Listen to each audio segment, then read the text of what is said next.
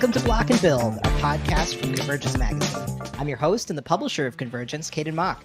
On this show, we're building a roadmap for the people and organizations who are trying to unite anti-fascist forces in order to build the influence of a progressive trend while blocking the rise of authoritarianism in the United States. This has been a big week in news, y'all. On Monday, the Supreme Court effectively banned mass protests in Louisiana, Mississippi, and Texas by refusing to hear a case from the lower courts, which has upheld that ban. And also this morning, SCOTUS ruled that local camping bans from cities do not constitute cruel and unusual punishment, effectively providing local and state lawmakers the protection of the courts should they decide to declare it illegal to be unhoused, a challenge to a city ordinance in Grants Pass, Oregon, which will have huge ramifications, especially in cities most stricken by the housing crisis. On Tuesday, we also learned the cost of a seat in Congress. If you're interested in buying one, it turns out it'll cost you about $15 million. Jamal Bowman lost his seat in New York's 16th district to his record-breakingly AIPAC-funded primary opponent, George Latimer. We'll also dive into this a little bit more in our next segment, but Tennessee ban on gender transition care is going to be reviewed by the Supreme Court. And of course, the big news of the morning is the Democrats' internal panic over Joe Biden's debate performance last night. To talk about this a little bit with me, you may notice that we're in a little bit of a different setting, but we're here in Chicago at the In These Times office, and I'm joined by Alex Hahn, the executive director of In These Times, to talk a little bit about what the hell happened last night. I could not be more excited to be having this conversation with you at this moment, Caden. Thank you. No, I'm very grateful that you're willing to join me to talk about this because there's a lot to talk about. And I think that the divide between folks who are kind of in the sort of like Joe Biden proxy world versus people who are party strategists and are looking at this and kind of freaking out is it's marked and it's specific. And I think that the way that Joe Biden performed last night is also sort of outshining the sort of like normal, like kind of like Donald Trump incoherence that we've gotten used to. But I also think that one of the things that I want to dig into here a little bit is like how this might change the sort of like orientation of our movements to what's happening in this election right now, and like what options we have going forward. Yeah, I mean, unfortunately, to be realistic about it, there was an infinitesimally small chance 24 hours ago of there being a different Democratic candidate than Joe Biden. That like 0.001 chance might be a 0.004 chance now. It might be significantly bigger, a multiple, but still not a high percentage. One of the things that really struck me, just to do like one pundit thing about the debate, was it took 40 minutes into the debate for Donald Trump to be asked about January 6th. Like, will you attempt to overthrow the government again? And that was like really remarkable. To me, and an indicator, like, it's like to be in a debate against somebody who just lies like every word out of his mouth, right? It's like his natural reaction to be in a debate with somebody like that, and not able to kind of like push, not able to have a performance that can actually at least kind of neutralize it. Pretty remarkable. Yeah. And I mean, I think that's also really scary because like that's kind of it's the same playbook, right? It's like nothing new that we're seeing from Trump, and I think that like the fact that this makes it look like the Democrats are even less prepared for like the same shit is pretty sobering. Yeah. And it doesn't change like the underlying. We have a lot of whether it's kind of like operatives, opinion makers, it's become abundantly clear over the last couple of years that almost none of these people actually impact Joe Biden thinking, and what he decides, and how he shifts. And I think like that's something to keep at the center. There's a lot of people who are opining and trying to position themselves right now, and a lot of this is kayfabe from these Democratic commentators and operatives in particular, right? It's an opportunity to kind of express their own anxiety and frustration, but they're not actually trying to do anything about it. Right. and kind of the underlying questions, and I've been some, a lot of kind of text and phone conversations over the last 12 hours, in various ways, and it doesn't change the fact, like, we are not in a situation where what's happening on the ground in Gaza is shifting Right. the tide. It's just kind of a visualization of a thing that a lot of us have assumed already. So it's a strange moment, but I do think all of these moments are moments for social movements for transformative change. If we can move in unity and in a principled and strategic way, it allows us to continue to advance those. The kind of questions that we're trying to advance. It also, frankly, puts us in a position to really clarify the necessity of the defeat of Donald Trump and the necessity of, like, the preparation for how we do that and how we move forward, how we use that preparation to move forward regardless of the outcome of November. Totally. Yeah. Well, I mean, speaking of sort of like key moments, one of the other things that I've seen a lot of discussion about is the fact that, this debate is taking place before the Democratic National Convention, before the Republican National Convention, and that, like, in large part, it seems like the parties are sort of looking at these conventions as just sort of like pro forma coronations, essentially, of people who they assume are already going to be their candidates. But I mean, to me, it also raises the question of, like, what is the party structure's responsibility to, really honestly, the public, the general public, about undertaking a convention here in Chicago in August, when we're seeing this kind of thing and this kind of like panic amongst, Democratic rank and file. Yeah. I mean, I think there are two contradictory things, and that's a part of the nature. Like, a party, especially in the United States, a party is not like an actual thing, right? A party is kind of an idea, a concept that can take different shapes and forms. At the end of the day, the Democratic Party establishments, like, their responsibility is to self-perpetuate themselves. Right. But there are a lot of people who are involved and engaged in that who have a bigger and broader interest in the public.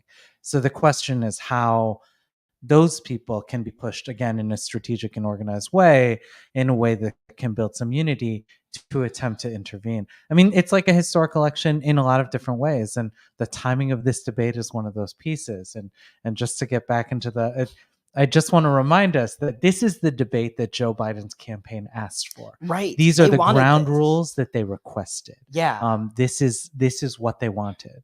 And so, we're living in that.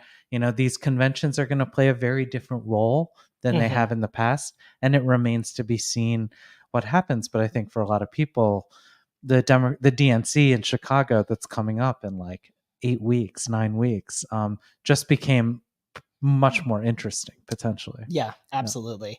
Well, Alex, I really appreciate you jumping in and joining me this morning. There's a lot to make sense of here, and a lot of things that we don't know yet. So obviously we're gonna keep talking about this. All right, that sounds good. Thanks for having me, Caden. Thank you so much. Well, on today's show for our main segment, I'm also joined by Vivian Topping, who's the Director of Advocacy and Civic Engagement at the Equality Federation, to talk about how we dismantle the right-wing anti-trans hate machine. I think this is like a particularly interesting conversation in light of this moment too, because like as many of our listeners are certainly aware, I think that a lot of this trans panic is kind of the tip of the spear for the way in which the far right is trying to like tear apart like the left-wing coalition. Vivian, thanks so much for joining me today. Thank you for having me. Well, for our listeners who maybe don't know very much about your work at Equality Federation, could you tell us a little bit about the work that you all do, the issues and the scales at which you engage, and how your work helps build movements that defend queer and trans people? Yeah.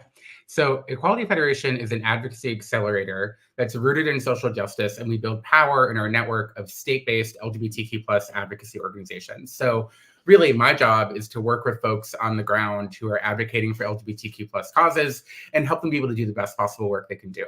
That's everything from re-granting money to them, from providing technical support, from providing tools to them, doing research with them, and really just trying to build the state-based movement. And we do that because we really believe that everyone, no matter where they are, should be able to thrive in every community that they call home, right? And so we work with folks in states across the country. I believe we're now at like 48 state partners at this point.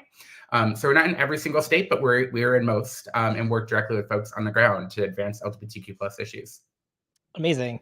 Yeah, that's super critical because it seems like a lot of this stuff is being kind of experimented on in the States, and like it's all kind of a rehearsal for federal policy that I assume that the Trump revenge tour might bring us. And speaking of that, I think I want to also get into this conversation talking a little bit about how we got here. I think that for a lot of people maybe who don't know that there are trans people in their lives, or who don't actively know out trans people, that they might feel like this issue came out of nowhere. But I know that you and I share an analysis that this sort of like moral panic dynamic goes back a lot further. Could you talk a little bit to that?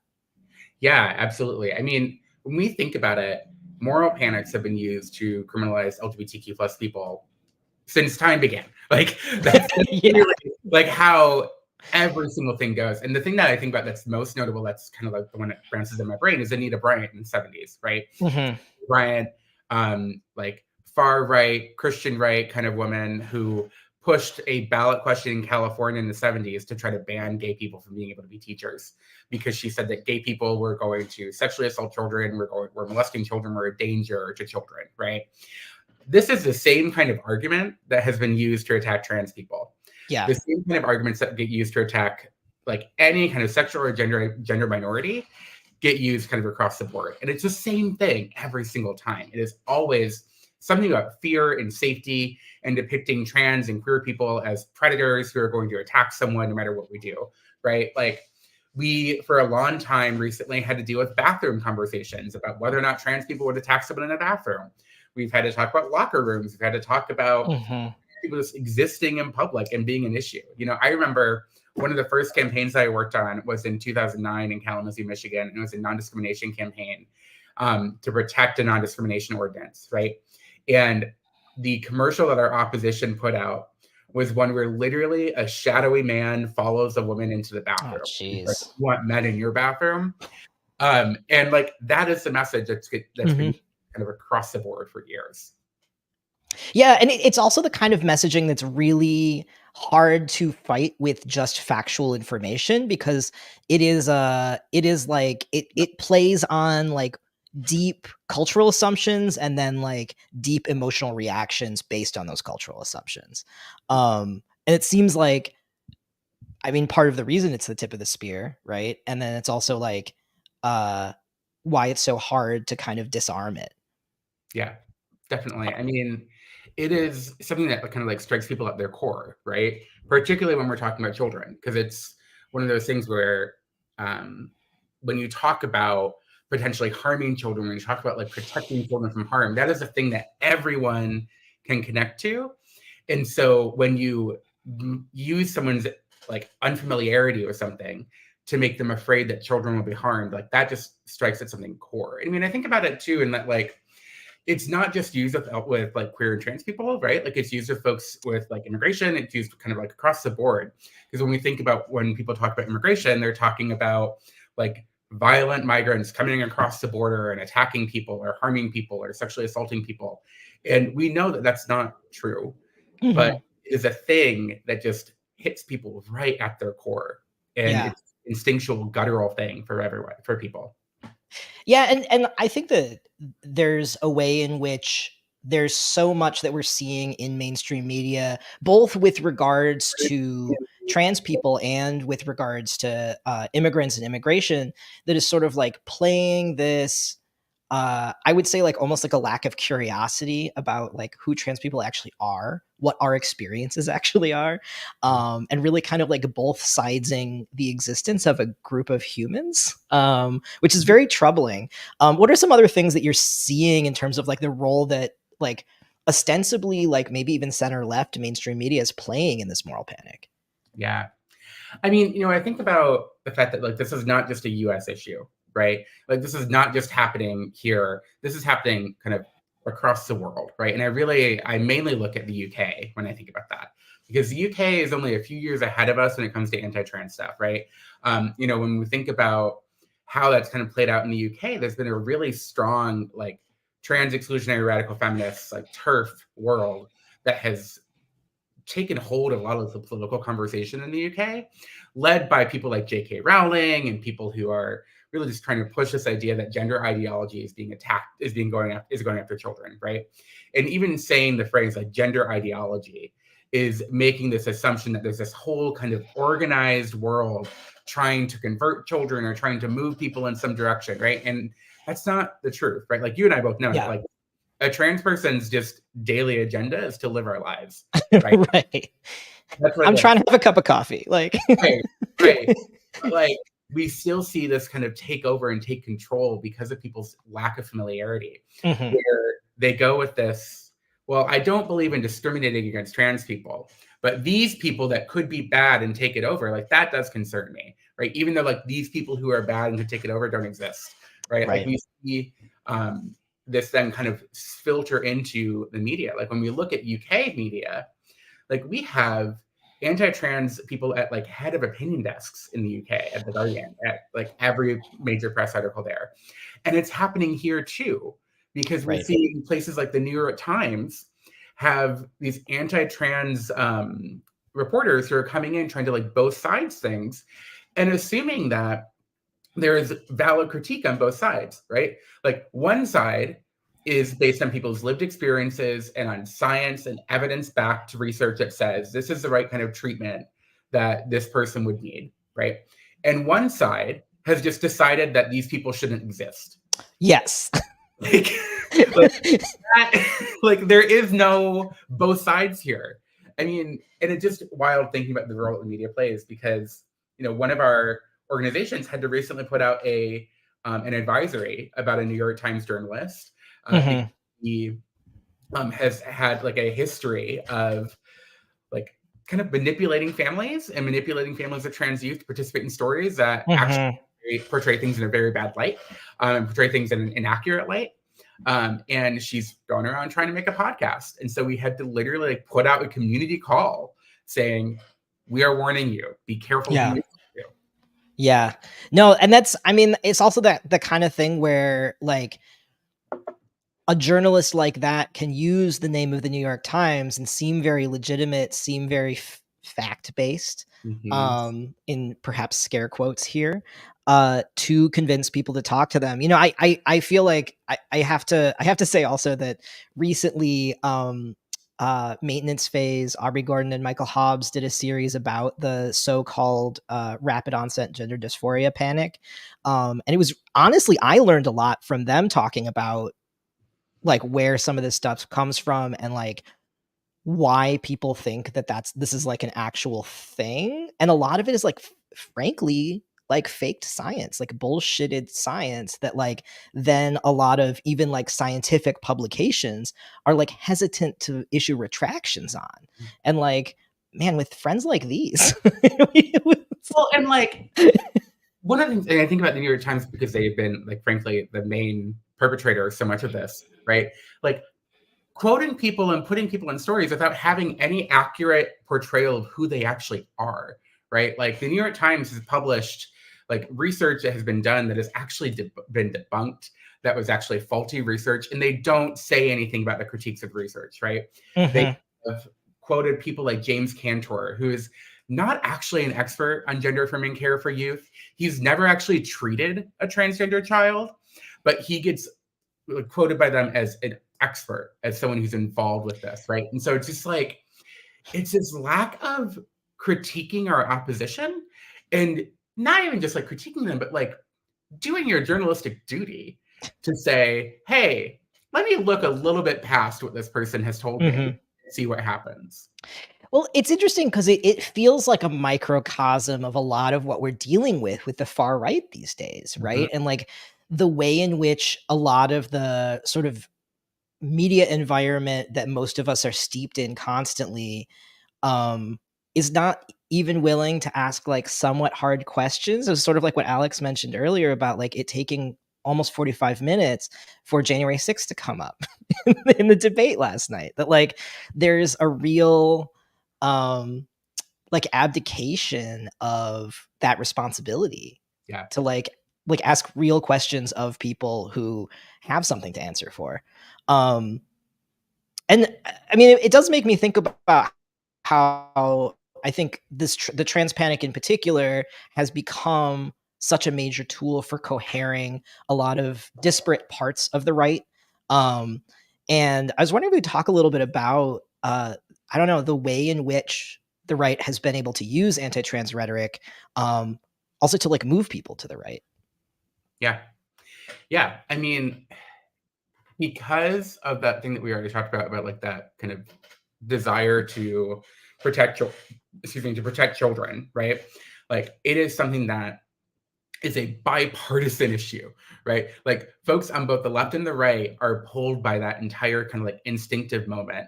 And one of the ways that we've seen that really heavily is like in the UK, we've seen the Labour Party politicians talking with J.K. Rowling about whether or not we should be teaching gender ideology in schools. And I just want to be really clear.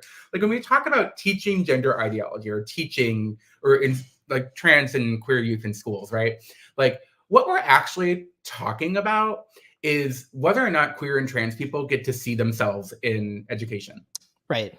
Like we're not actually talking about any kind of conversion. There is no conversion. You cannot convert someone, right? But it's about making sure that folks can actually see a fuller picture.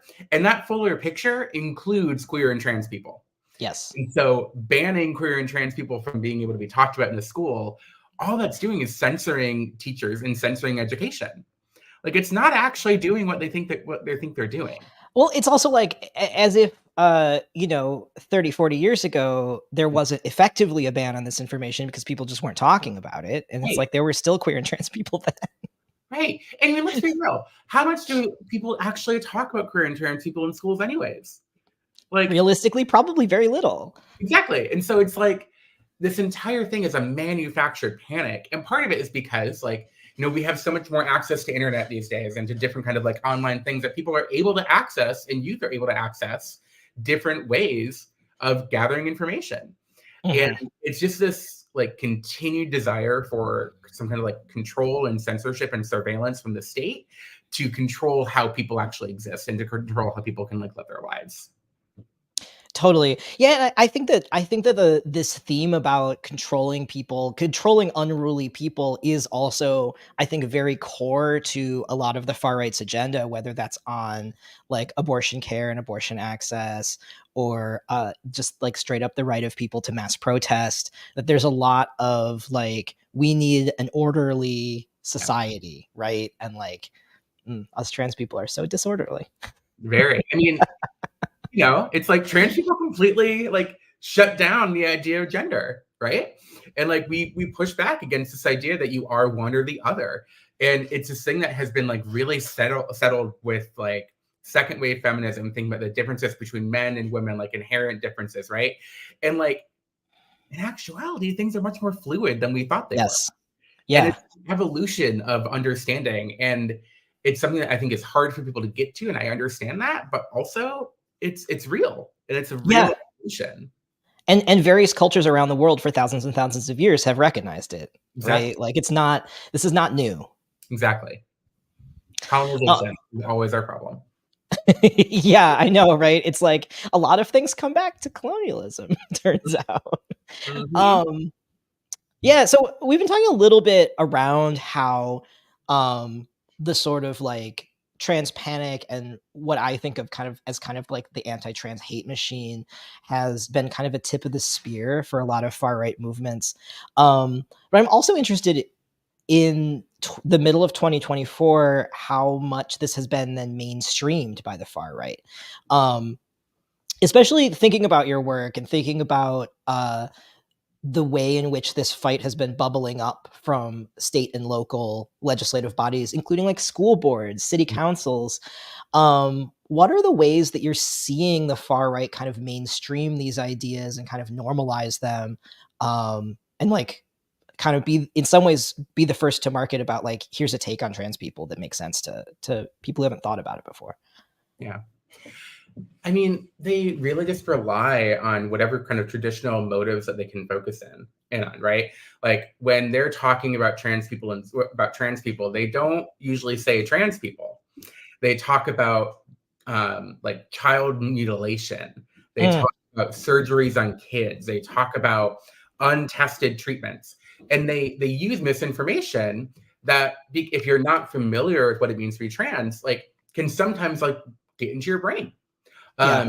Because so many folks don't have a picture in their brain of like what it means to be a trans person, or if they do, it's informed by really screwed up portrayals of trans people in culture. Totally. That portrayed trans people as like lonely people who are like at risk of violence at all times. And like, yes, that is true. Trans people are at risk of violence, but that is not our entire identity. That's not our entire life. And that's not all what it means to be a trans person. You know, one of the things that I always found really interesting is that in some of the research that we've done, we've seen that people, when they first think about like a trans kid coming out, their immediate thing is about concern for the kid, because they're afraid that kid is going to be harmed because they're trans. Because in their mind, again, like that kid is going to be bullied, they're going to be harassed, they're going to be hurt. And what the far right does is they take that concern and they wrap it up in this idea that like we need to protect kids from transness and not protect kids from like the reaction to who they are, right?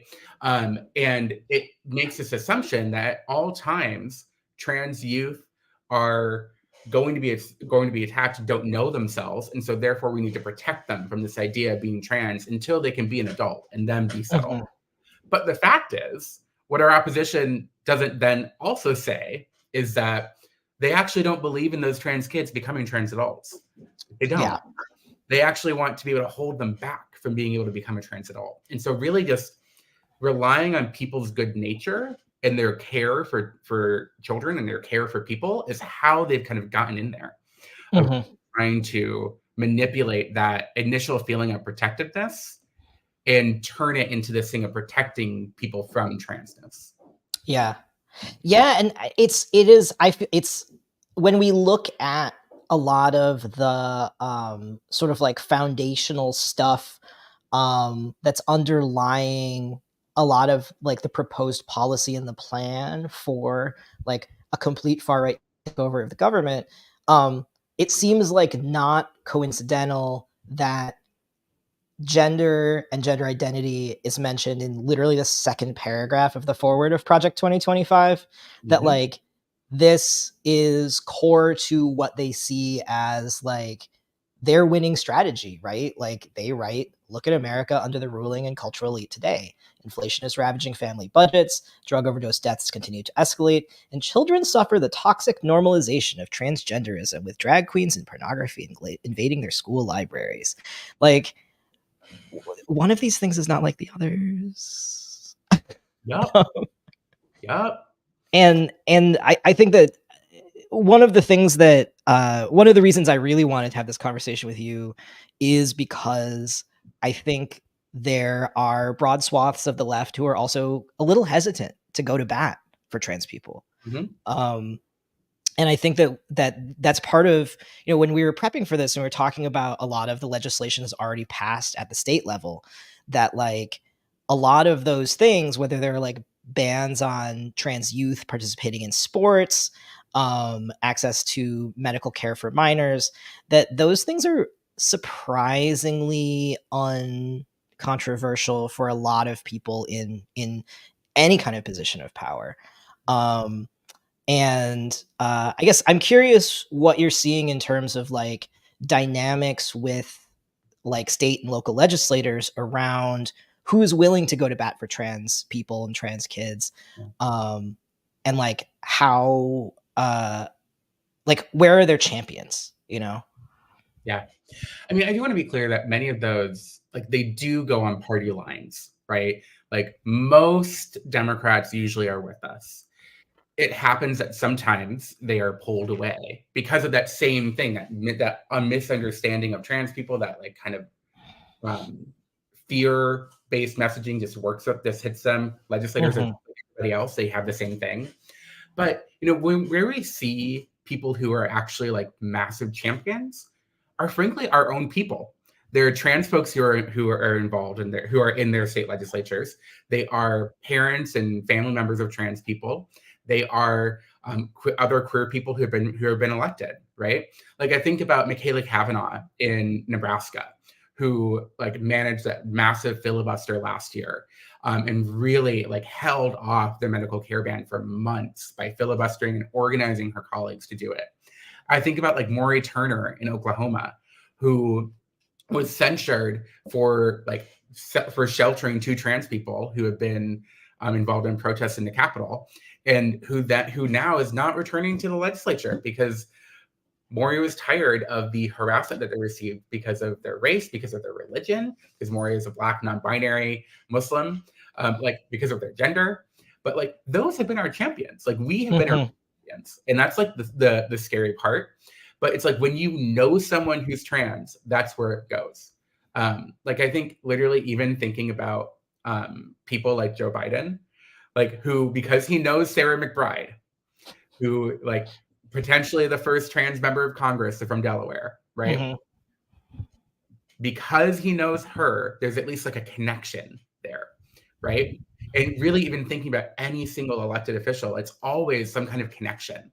But like, I don't know, I think it's hard because folks don't understand the impact of what can actually happen. They don't understand the impact of stopping this care, or of not talking about queer and trans people in schools, or of silencing youth, right? Like when we think about it, if a bathroom ban passes in a school district, right? Basically they say, okay, you can only use the bathroom based on your biological sex. That means that trans and queer youth and any youth who may like break some kind of gender rule, they can't use the bathroom all day. They go to their school and they have to hold it all day. That means that they can't focus on school. That means that they're afraid of being harassed in the bathroom. It means that they're afraid of being attacked. And then they can't actually be in school. And then it leads to them not coming to school. It leads to like worse academic outcomes. It leads to worse social outcomes. And so you have to really make sure that people understand the full impact of this legislation, where it's like, no, this isn't just about like being able to talk about queer people. This is about whether or not queer and trans people deserve to exist in public space. Right. You do, just like everyone else. Yeah, and I think that the other thing that is like the other thing that makes me think of is the sort of like way in which these issues are so related to fights about whether or not people with other identities get to be like full participants in society, right? Whether that's women, whether it's people of color, whether that's immigrants, that like a lot of the stuff is the same in terms of the underlying logic. Yeah. And again, when we were prepping for this call, one of the things we talked about was the Bostock decision, and the way that the judicial system is kind of like the next, or like really the current frontier of a lot of this stuff, and that like it seems to me that there's a strategy of trying to like separate people out very aggressively, right? And separating identities and identity categories out so that like, so that our coalitions can kind of be peeled apart. Could you talk a little bit about the Bostock decision and what it is, first of all, and what it means for both trans people and also maybe for cis people? Yeah. So the Bostock decision was a Supreme Court case from 2019, 2020, somewhere around there, where the Supreme Court decided that when the word sex appears in employment discrimination, that includes sex stereotyping, which would then mean that LGBTQ plus people are covered under employment non-discrimination protections. To be clear, we still do not have federal protections for LGBTQ plus people in statute. But what Bostock did was, because a queer or a trans person, just by our very existence, we are going against the stereotype of what our biological sex would do. The Supreme Court considers us to be covered under non-discrimination protections in employment. That decision has now been used by multiple state agencies and federal agencies to extend that definition kind of across the board, right, to other places.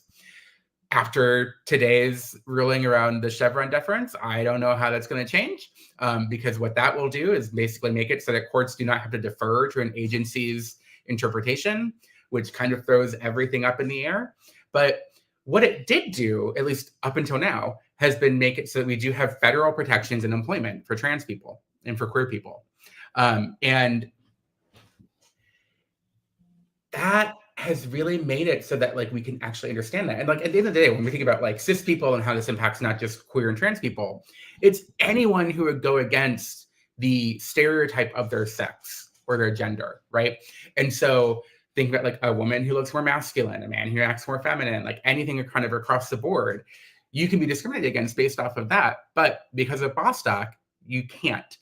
Now, not every single non-discrimination protections are kind of like iffy, depending on the state that you're in. You're at 30 states that actually have non-discrimination protections for LGBTQ plus people. And so like we do have those protections in state laws sometimes, depending on where you are, and also in some local laws, but non-discrimination protections are still a patchwork.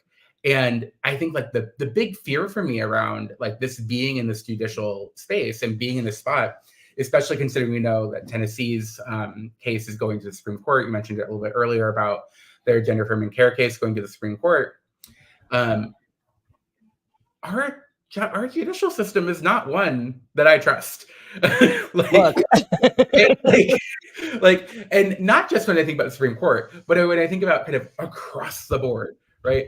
We know that when Trump was in office, he basically completely reshaped the entire judicial system. Mm-hmm. And so we have judges who were appointed by Trump, who were appointed specifically because of where their ideologies lived.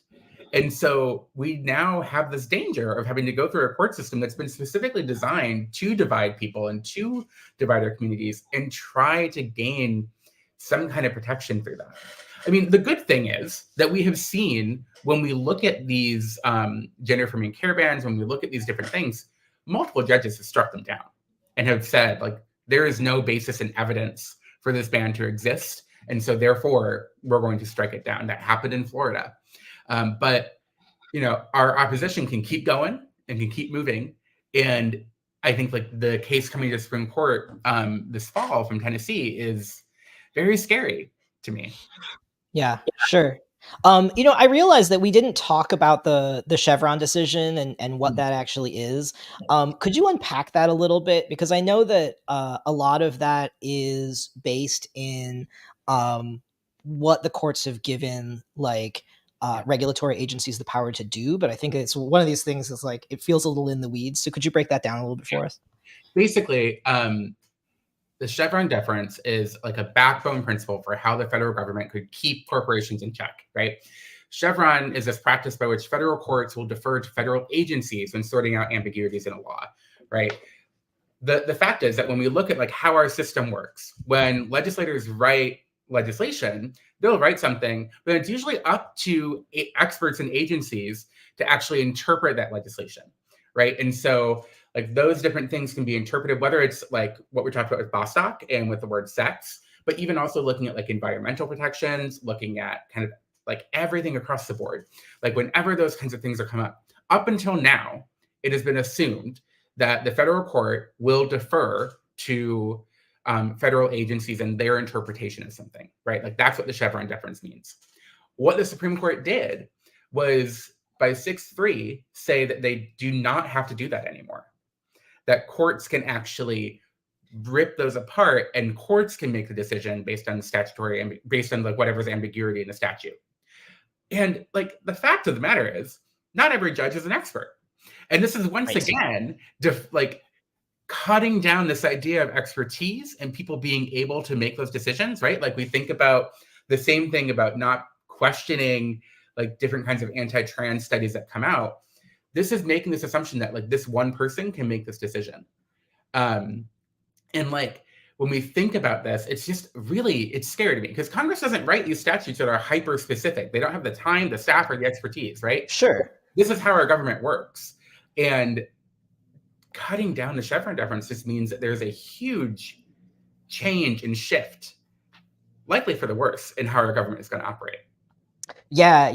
I think thank you so much for breaking that down, because I think that like it is a critical thing to understand, especially if we think about the sort of like long arc of the like backlash to the civil rights era, and then also the project of the Federalist Society over the past like 35, 40 years to turn the judicial system into something that is like explicitly regressive on a lot of issues.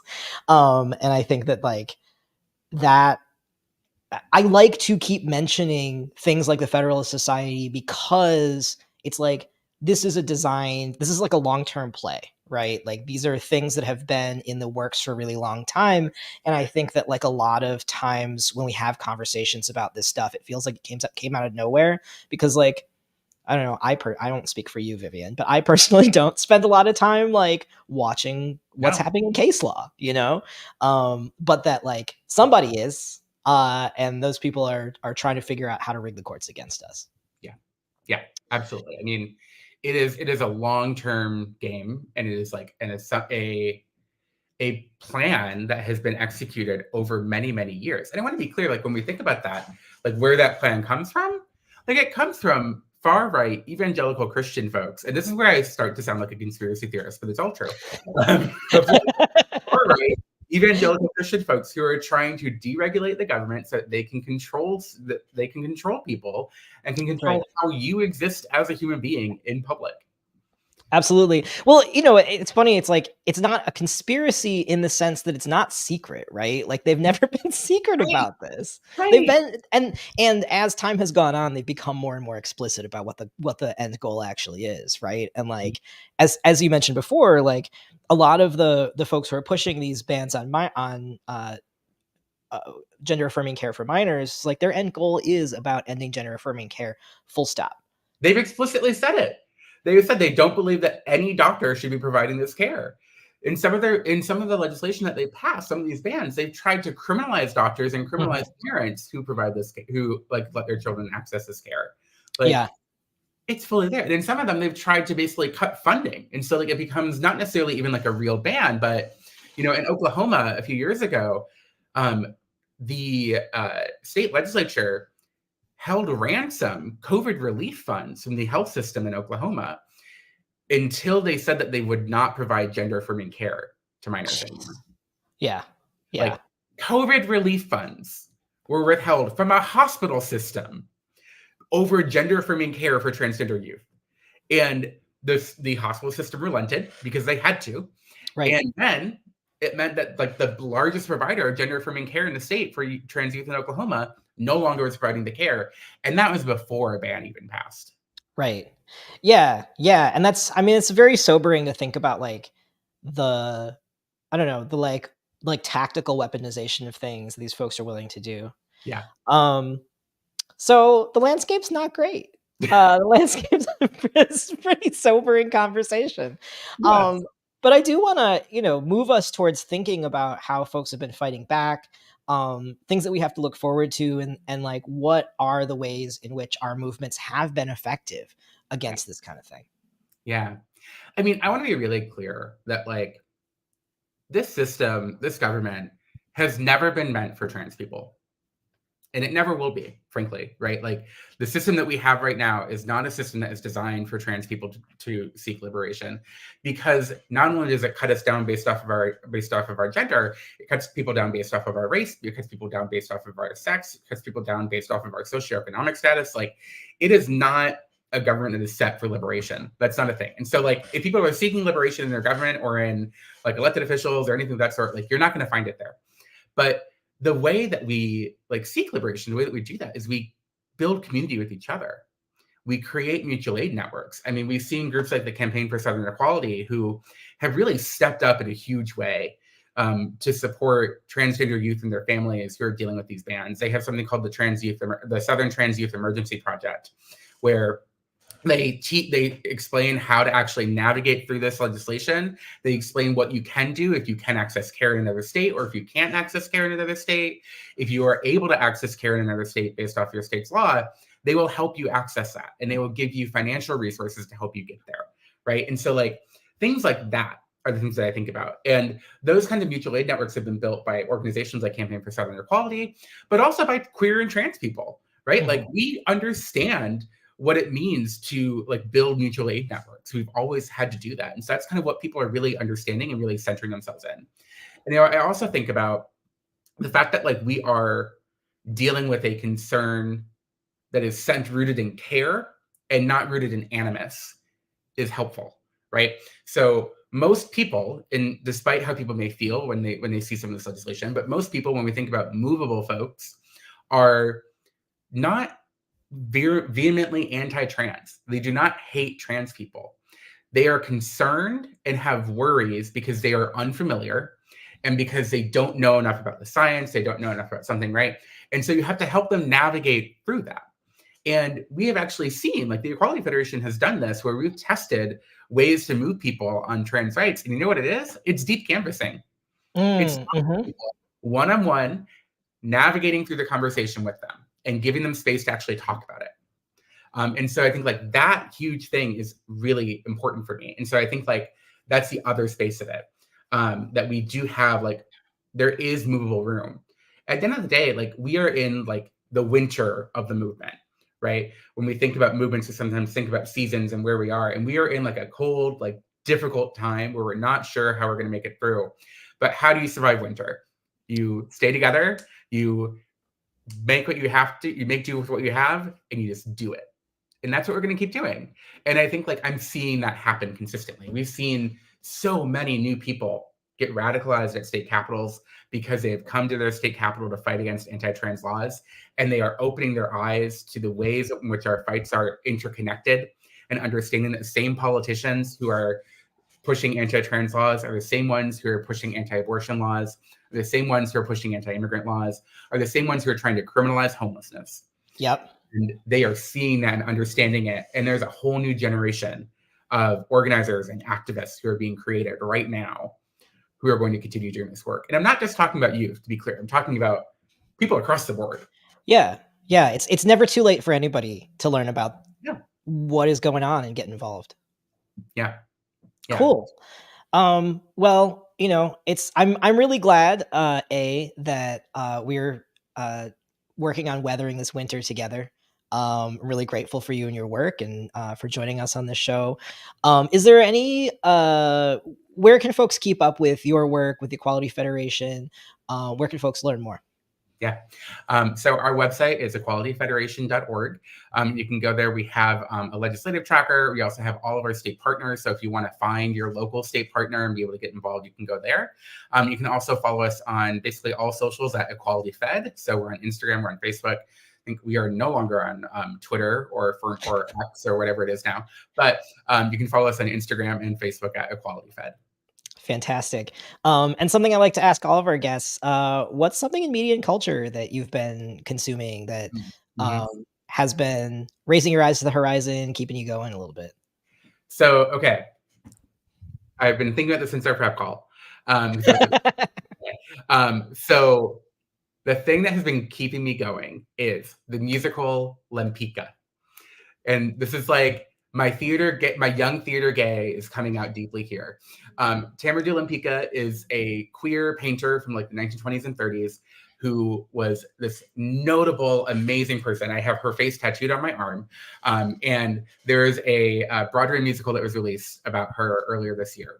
And the soundtrack came out, and that is the thing that I'm listening to because it is so amazing to hear her story and to think about like the things that she did. She had to escape the Russian Revolution. She then had to like go and like build her own life in Paris on her own. She then had to like escape the Nazis in World War II and just continued surviving and living. And like, it's a thing that reminds me about hope. It's a thing that reminds me of continuing to keep moving and to continuing to do the work and continuing to survive. Awesome. Cool. Thank you so much. It's good to see you, Vivian. I hope we'll talk again soon. Yeah. Uh, this show is published by Convergence, a magazine for radical insights. I'm Caden Mock, and our producer is Josh Ellsworth. If you have something else to say, please send me a line. You can send me an email that will run on an upcoming episode if you send me an email at mailbag@convergencemag.com. I'll also say that we are probably going to take next week off for the July 4th holiday. So you will not be seeing anything in your feed from us next Friday. But in the meantime, if you would like to support the work that we do at Convergence, bringing our movements together to strategize, struggle, and win in this crucial historical moment, you can become a member at convergencemag.com/donate. Even a few bucks a month goes a long way to making sure our independent small team can continue to build a map for our movements. I hope this helps.